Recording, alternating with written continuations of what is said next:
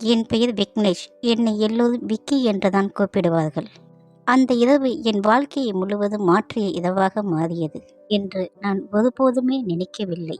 அந்த இரவில் என் மனசுக்குள் இன்னும் முடிவில்லாத ஓசை விட்டு சென்றது. அந்த தவறு நடக்கவில்லை என்றால் இன்று என் வாழ்க்கை நிம்மதியாக இருந்திருக்கும் என்று நினைக்கும் போது கூட என் உள்ளம் சுருண்டு போகின்றது. நான் ஒரு பெரிய கம்பெனியில் வேலை பார்க்கின்றேன். நல்ல சம்பளம், கை நிறைய பணம், வசதியான வாழ்க்கை. வெளியே பார்த்தால் எல்லாம் சரியாக இருப்பது போல்தான் தோன்றும்.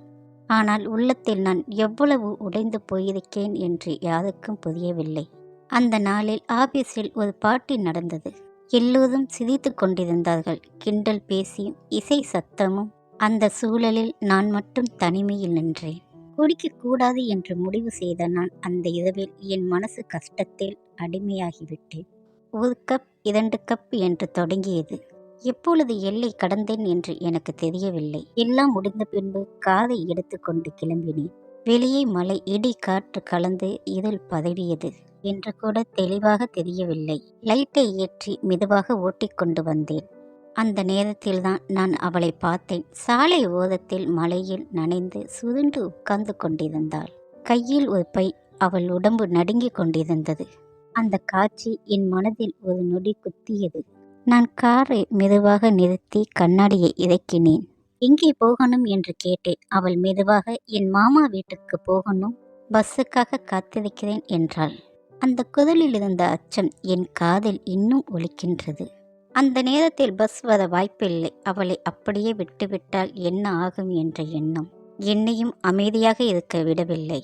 நான் உன்னை விட்டு வரட்டுமா என்று கேட்டேன். அவள் முதலில் தயங்கினாள். என் முகத்தில் ஒரு நிமிர்ந்து பார்த்தால் அந்த பார்வை நம்பிக்கையா பயமா என்று எனக்கு புரியவில்லை. ஆனால் இறுதியில் சம்மதித்து அவள் காரில் ஏறினாள். காரை ஓட்ட ஆரம்பித்தேன். காற்று அவள் முகத்தில் பட்டு கொண்டிருந்தது. தலைமுடி மெதுவாக அசைந்தது. அந்த ஒரு நொடி நான் அவளை பார்த்த விதம் இன்று நினைத்தாலும் எனக்கு வெட்கமாக இருக்கின்றது. அவள் ஒரு சாதாரண பெண்மணி இல்லை. அவள் முகத்தில் இருந்த மென்மை, அவள் கண்களில் இருந்த அந்த சொல்லாத ஏக்கம், அவள் உதட்டில் இருந்த அமைதி, அந்த மலைத்துளிகள், அவள் கன்னத்தில் உருண்டு விழுந்த காட்சி எல்லாம் சேர்த்து ஒரு கணம் மாறிவிட்டது. நான் முன்புறம் கண்ணாடி வழியாக அவளை திரும்பி திரும்பி பார்த்தேன். என் உள்ளத்தில் ஏதோ ஒன்று மெதுவாக எரிய ஆரம்பித்தது. நான் குடித்திருந்தேன். அந்த மது, அந்த உணர்வும் இன்னும் என்னை தூண்டியது. அவளை பாதுகாக்க வேண்டும் என்ற நல்ல எண்ணத்துடன் சேர்ந்து அவளை ரசிக்க வேண்டும் என்ற வேறு உணர்வும் என் உள்ளத்தில் எழுந்தது. அது தவறு என்று தெரிந்தும் அந்த நொடியிலிருந்து நான் என்னை இழக்க ஆரம்பித்தேன். அவள் கைகளை இறுக்கமாக பிடித்து கொண்டு அமைதியாக அமர்ந்திருந்தாள். அவள் கையில் இருந்த நடுக்கம் கூட எனக்கு தெரிந்தது. அந்த பயம் கூட இன்னும் அவளை மென்மையாகத்தான் காட்டியது. அந்த இருளிலும் அவள் மட்டும்தான் வெளிச்சமாக இருந்தாள். இப்படியே வீட்டுக்கு வந்தோம். இது என் வீடு. உள்ளே வந்து இரவு தங்கிக் கொண்டு காலையில் போய்விடலாம் என்றேன். அவள் மெதுவாக உள்ளே வந்தாள். மழையில் நனைந்து உடம்பும் குளிர்ந்திருந்தது. நான் அவளுக்கு ஒரு துணி கொடுத்தேன். அவள் அதை எடுத்து கொண்டாள். ஆனால் இன்னும் அவள் கண்களில் தயக்கம் இருந்தது. உங்கள் மனைவி எங்கே என்று கேட்டாள். அந்த ஒரு கேள்வி எனக்கு ஒரு நொடி தட்டப்பட்டு நான் சிரித்து கொண்டேன். அவள் ஊருக்கு போயிருக்கின்றாள். இப்பொழுது நாம் மட்டும்தான் என்றேன். அந்த வார்த்தை அவளை ஒரு படி பின்தள்ளியது. அவள் கையில் இருந்த பை தரையில் விழுந்தது. நான் உடனே சமாளித்தபடி, பயப்படாதே, நான் திருமணமானவன்தான், உனக்கு எந்த ஆபத்தும் இல்லை என்று சொன்னேன். அவள் மெதுவாக அமைதியானாள். அவள் மனசுக்குள் இன்னும் முழுவதும் பயத்தில் இருந்தது எனக்கு புரிந்தது. நான் அவளுக்கு சாப்பாடு கொடுத்தேன். அவள் மெதுவாக சாப்பிட்டு கொண்டிருந்தாள். அந்த நேரத்தில் கூட நான் அவளை பார்த்து கொண்டிருந்தேன். அவள் சாப்பிடும் விதம், அவள் கையில் எப்படி சீராக வைத்திருக்கின்றாள். அவள் தலை சற்று குனிந்து பேசாமல் இருப்பதும், அந்த அமைதி எல்லாம் சேர்ந்து என் மனதை இழுத்தது. அந்த நேரம் நான் தூங்க முடியவில்லை. என் மனசு என்னை நானே கேள்வி கேட்டது, இது சரியா தவறா என்று. ஆனால் என் கண்கள் மட்டும் அவள் இருந்த அறையை நோக்கியே இருந்தது. காலையில் எழுந்தபோது வீடு முழுவதும் சுத்தமாகத்தான் இருந்தது. அவள் எல்லா வேலைகளையும் செய்து முடித்திருந்தாள். ஒரு வீட்டு பெண் போல் இருந்தது. அந்த காட்சி இன்னும் என்னை அவளின் நெருக்கத்தில் இழுத்தது. உன் பெயர் என்னவென்று கேட்டேன். என் பெயர் தேவா என்றாள். அந்த பெயர் கூட அவளுக்கு சரியாகத்தான் பொருந்திருந்தது. அவள் வாழ்க்கையை சொல்ல ஆரம்பித்தாள். அம்மா இல்லாமல் சித்தியின் கொடுமையில் வளர்ந்தவள். அப்பாவின் இரண்டாவது திருமணத்துக்கு பிறகுதான் அவள் வாழ்க்கை இரண்டாக மாறியது. ஆனால் அவள் படிப்பை விடவில்லை. அவள் டிகிரி முடித்திருந்தாள். அவள் கையில் இருந்த சர்டிபிகேட்டை நான் பார்த்தேன். அவள் ஒரு புத்திசாலியான பெண். அவள் சித்தி அவளுக்கு விருப்பமில்லாமல் ஒருவருடன் திருமணம் செய்யக்கூட முயற்சித்தாள். அவள் ஓடி வந்தாள். அந்த மலை இரவில் அந்த பஸ் ஸ்டாண்டில் தனியாக அமர்ந்திருந்தாள். அவள் கதையை கேட்டபோது என் மனசு கொஞ்சம் கரைந்தது. ஆனால் அதே நேரத்தில் அவளை நான் இழக்கக்கூடாது என்ற பிடிவாதமும் வந்தது. நான் உனக்கு வேலை வாங்கி தருகின்றேன், என் கம்பெனியில் சேர்ந்து வேலை பார் என்று சொன்னேன். அவள் தயங்கினாள். நான் இருக்கின்றேன் என்று நம்பிக்கை கொடுத்தேன். அவள் என் வீட்டில் தங்க ஆரம்பிக்கும் போது ஒவ்வொரு நாளும் அவளை நான் இன்னும் அதிகமாக ரசிக்க ஆரம்பித்தேன். அவள் சிரிக்கும் போது அவள் கண்களில் வரும் ஒளி, அவள் பேசாமல் இருக்கும் நேரத்தில் கூட அவள் முகத்தில் தெரியும் அமைதியும், அவள் நடக்கும்போது அவள் அடி சத்தக்கூட எனக்கு பழக்கமாகிவிட்டது.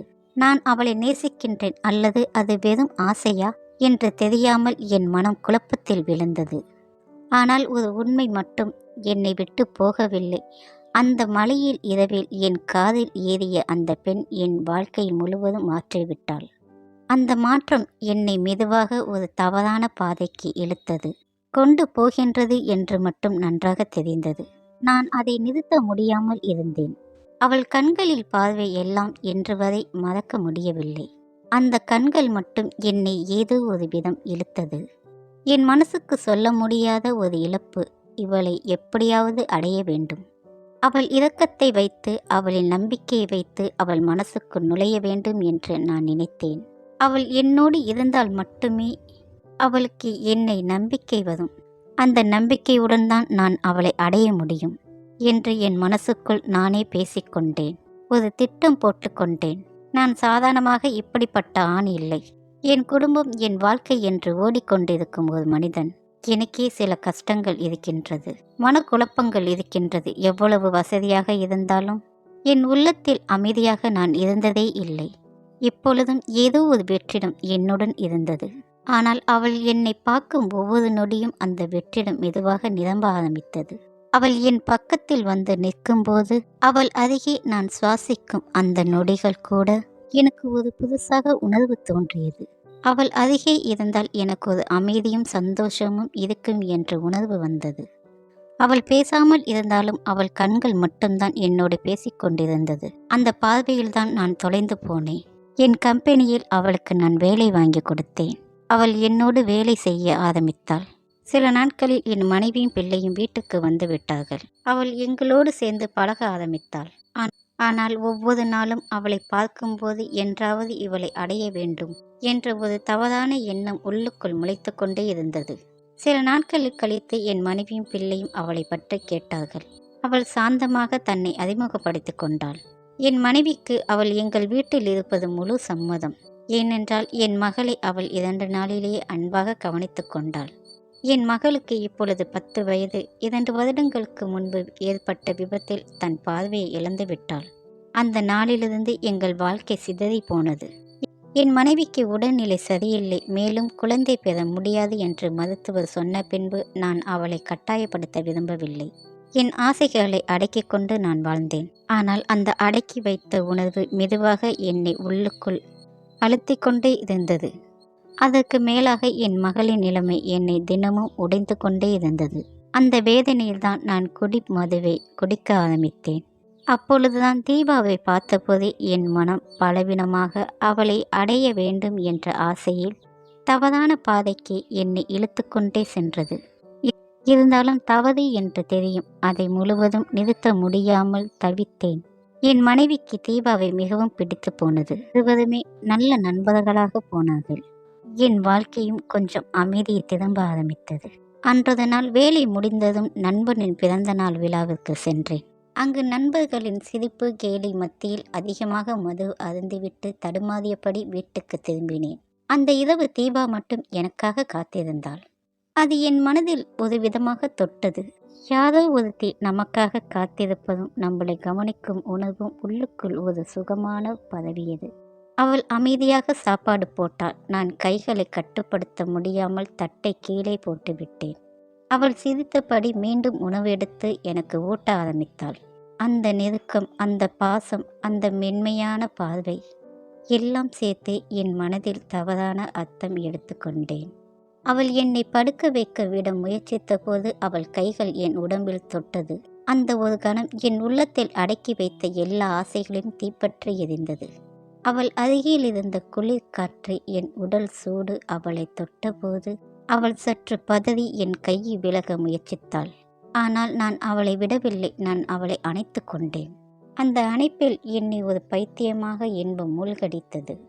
அவள் விடாமல் போராடினாள். நான் அவள் சேலையின் அசைவில் மயங்கி என்னை நானே மறந்தேன். அவள் உதட்டில் அருகே சென்றேன். அவள் என்னை தள்ள முயற்சித்தாள். ஆனால் அந்த நேரத்தில் நான் என்னை கட்டுப்படுத்தி கொள்ளவில்லை. என் ஆசைகளை தீர்த்து கொள்ள வேண்டும் என்ற குருட்டு எண்ணத்தில் அவளை நான் பலாத்காரமாக பிடித்தேன். அவள் திடுக்கென்று என்னை தள்ளி ஓடிவிட்டாள். அந்த ஒரு கணத்தில் என்ன நடந்தது என்று புரியாமல் மயக்கத்தில் அப்படியே விழுந்து தூங்கி போனேன். காலையில் எழுந்தபோது நேற்று நடந்ததையெல்லாம் நினைவுக்கு வந்தது. நான் என்ன செய்தேன் என்று நினைத்து உள்ளுக்குள் வெட்கம், குற்ற உணர்ச்சி எல்லாம் கலந்தது. என்னை நசுக்கியது. விருப்பம் இல்லாமல் ஒரு பெண்ணை நான் கட்டாயப்படுத்திய போது ஒரு கொடூர உணர்வு என்னை சிதைத்தது. ஆனால் அவள் நடந்து கொண்ட விதம், என் மீது அவளுக்கு ஏற்பட்ட உணர்வு இருந்தது என்று என் மனம் இன்னும் தப்பாகவே நியாயம் தேடிக்கொண்டது. அந்த நாளில் நான் வேலைக்கு போகவில்லை. தீபா மட்டும் சென்றாள். மாலையில் அவள் வந்தபோது நான் அவளிடம் தனியாக பேசி நடந்ததை பற்றி கேட்டேன். அவள் கைகளை கும்பிட்டு மன்னிப்பு சொன்னாள். நீங்கள் எனக்கு வாழ்க்கை கொடுத்தவர். உங்கள் குடும்பத்திற்கு நான் துரோகம் செய்ய முடியாது. நான் உங்களை கவனித்தது ஒரு நல்ல நட்பாக மட்டும். நான் தயவு செய்து என்னை தவறாக நினைக்காதீர்கள். உங்களுக்கு இப்படி எண்ணம் இருந்தால் நான் இந்த வீட்டை விட்டு வெளியேறி விடுகிறேன் என்றாள். அவள் வார்த்தை என் மனதை நொறுங்கிவிட்டது. நான் ஒரு மகளின் அப்பாவாக இருந்தும் இப்படி சிந்தித்தது பெரிய தவறு என்று உணர்ந்தேன். நான் நினைத்திருந்தால் எந்த பெண்ணையும் தவறான வழியில் அடைய முடியும். ஆனால் அந்த நிலைமைக்கு நான் ஒருபோதும் தள்ளப்படவில்லை. ஆனால் தீபாவை மட்டும் எப்படி இப்படி சிந்தித்தேன் என்று எண்ணி வெறுத்து கொண்டேன். அந்த குற்ற உணர்ச்சியுடன் இருந்து நான் சில நாட்கள் தள்ளி இருந்தேன். அவள் வேலை இடத்தில் விபத்தில் சிக்கினாள் என்று தகவல் வந்தது. நான் அவசரமாக மருத்துவமனைக்கு ஓடினேன். ஆனால் நான் செல்லும் போதே தீபா இறந்துவிட்டாள். அந்த செய்தி என் உள்ளத்தை உடைத்தது. அப்பொழுது மருத்துவர் சொன்ன ஒரு விஷயம் என்னை முழுமையும் அதிர்ச்சி அடைய வைத்தது.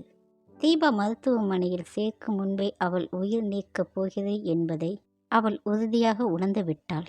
அந்த கடைசி நிமிடங்களில் அவள் தன்னை பற்றி யோசிக்கவில்லை. தன் கண்களை என் மகளுக்கு தானமாக கொடுக்க வேண்டும் என்று சிறிய கடிதத்தில் எழுதி வைத்திருந்தாள். அந்த கடிதத்தை பார்த்த அந்த நொடி என் மனசு உடைந்தது. நான் தவறாக புரிந்து கொண்ட ஒரு பெண், நான் சந்தேகப்பட்ட ஒரு பெண் என் மகளுக்கு ஒளி கொடுக்க நினைத்திருந்தாள். அந்த உண்மை என் மனதை கஷ்டத்தை கொடுத்தது. நான் செய்த செயல்கள் என்னை வெட்கத்தில் தனி குனிய வைத்தது. நான் எந்த மாதிரியான மனிதன், எவ்வளவு கொடூரமான எண்ணம் என் உள்ளத்துக்குள் வந்தது என்று நினைக்கும் போதெல்லாம் என் கண்கள் தானாகவே கண்ணீர் வடிந்தது. அந்த நேரத்தில் எனக்கு தோன்றியது ஒரு விஷயம்தான். கடவுள் தீபாவை என் குடும்பத்திற்காக அனுப்பியிருக்கின்றார். பின்பு டாக்டர் தீபாவின் கண்களை என் மகளுக்கு மாற்று அறுவை சிகிச்சை செய்தார்கள். அந்த அறுவை சிகிச்சை செய்யும் சில மணி நேரத்தில் என் உயிர் நின்று போனது போல் இருந்தது. ஒரு பக்கம் தீபாவின் உயிர் பிரிந்த துயரம், இன்னொரு பக்கம் என் மகள் மீண்டும் இந்த உலகத்தை பார்க்கப் போகின்றாள் என்ற பயம். அந்த காத்திருப்பு என்னால் தாங்க முடியவில்லை. இறுதியில் டாக்டர் வெளியே வந்தார்கள். ஆபரேஷன் வெற்றிகரமாக முடிந்தது என்றார்கள்.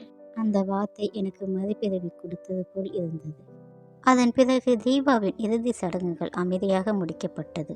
ஆனால் அவள் விட்டு சென்ற ஒளி எங்கள் வீட்டில் அணையாத தீபம் போல் மாறிவிட்டது. சில நாட்கள் கழித்து என் மகள் மெதுவாக கண்களை திறந்தாள். அப்பா அம்மா என்று அழைத்து கொண்டே எங்களை கட்டிப்பிடித்தாள். அந்த நொடி நான் அழுததை கூட நினைக்க முடியவில்லை. அவள் மீண்டும் உலகத்தை பார்த்தாள். ஆனால் அந்த ஒளி தீபாவின் கண்களில் வந்தது. இன்று வரை என் மகளின் கண்களை பார்த்தால் அது தீபாவின் முகம்தான் தெரிகின்றது. அவள் எங்கும் போய்விடவில்லை. என் மகளின் கண்களில் உயிருடன் இருக்கின்றாள். நான் செய்த தவறு என் வாழ்க்கையெல்லாம் என்னை துரத்தி கொண்டே இருக்கின்றது. ஆனால் அதே நேரத்தில் இனிமேல் எந்த பெண்ணையும் சந்தேகத்துடன் பார்க்கக்கூடாது, யாரையும் தப்பாக நினைக்கக்கூடாது என்று உள்ளுக்குள் நான் உறுதி எடுத்துக்கொண்டேன். தீபா தன்னுடைய உயிர் கடைசி நிமிடத்தில் என் குடும்பத்துக்கு வாழ்க்கை கொடுத்தாள். அந்த நன்றியை நான் எப்படி மறக்க முடியும்? இப்படிப்பட்ட உண்மை கதைகளை தொடர்ந்து கேட்க லைக் செய்யுங்கள். உங்கள் மனதில் தோன்றியதை கமெண்டில் பகிருங்கள். மேலும் இது போன்ற உணர்ச்சி மிகுந்த கதைகளை தொடர்ந்து கேட்க எங்கள் சேனலை சப்ஸ்கிரைப் செய்யுங்கள். நன்றி, வணக்கம்.